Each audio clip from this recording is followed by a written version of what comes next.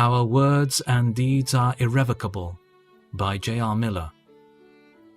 But I tell you that men will have to give account on the day of judgment for every careless word they have spoken. Matthew 12:36.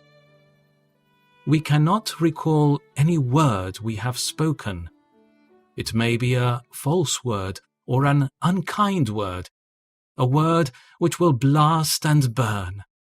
Instantly after it has been spoken, we may wish it back and may rush after it and try to stop it. But there is no power in the world that can unsay the hurtful word or blot it out of our life. It is just so with our acts. A moment after we have done a wicked thing, we may bitterly repent it. We may be willing to give all we have in the world to undo it, to make it as though it never had been, but in vain. A deed done takes its place in the universe as a fact, and never can be recalled.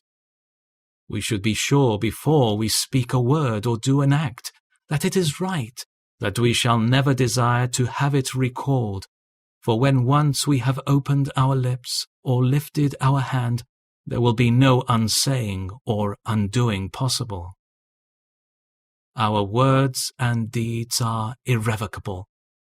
We cannot recall anything we have done, neither can we change it.